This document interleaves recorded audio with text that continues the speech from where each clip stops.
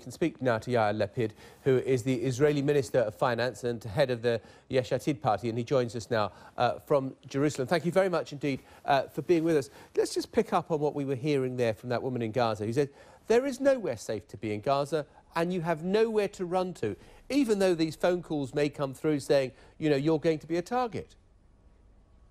Well, this is, of course, heartbreaking. And somebody has to make sure everybody understands Hamas is the only one to blame for it. We've been fired upon now for days and days by thousands of rockets and missiles. Think of it this way.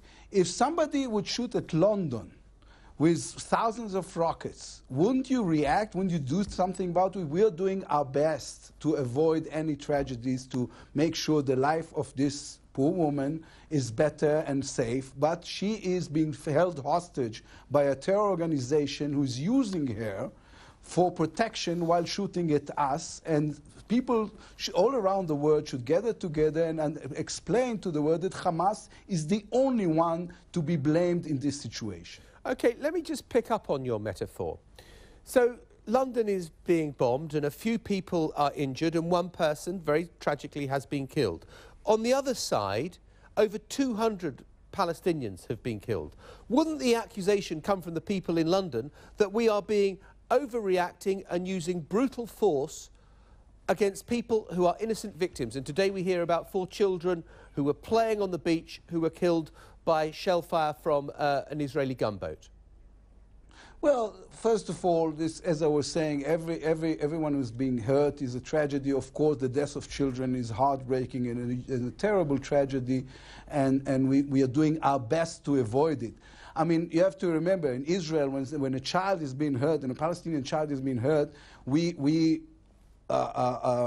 lower our voices and we are doing everything we can to avoid. But on the other side, there's somebody who's aiming at children.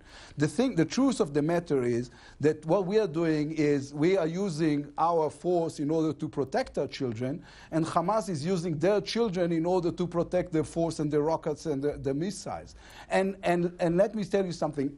The kind of equation we just you had have 4 made, children killed on a beach in Gaza. Yes, who were playing. I know, and this is terrible, and Hamas is the one to be blamed for this, because Hamas is using these children as human shield.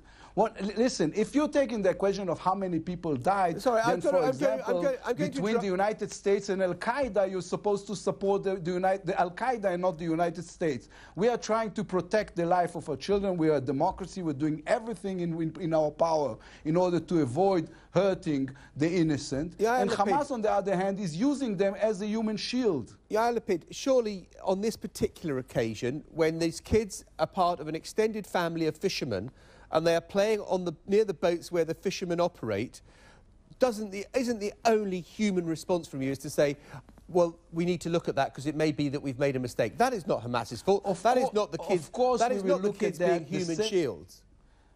Listen, of course we will look at this the same way we are looking at every time somebody who is innocent is being hurt. There's no other army in the world that is calling people before he's bombing an area in which there are missiles and telling the people, you have to leave now because we don't want to hurt you. We're just trying to hurt to make sure that the rockets disappear and you'll stop firing at our people. We are doing whatever we can.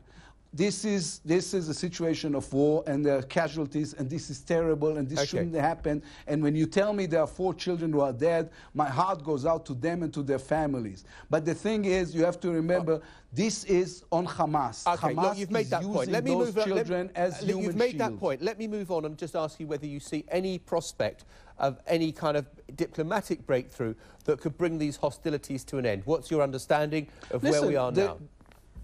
A couple of days ago, a ceasefire was offered, and we said yes. We said yes, and we held our fire, and we didn't shoot because we don't want to shoot at the people of Gaza. And Hamas kept on shooting on our people and our cities and our children and our families. As I was saying, what we want is peace to be restored, a sustained peace to be restored. And as I was saying, a ceasefire was offered by the Egyptians. Our first reaction was yes, sure, we don't want this. We don't want this. We don't think this should happen. But Hamas kept on firing at us. So you have, again, to take this question to Hamas. Yair Lapid, thank you very much indeed for being with us. Thank you, sir.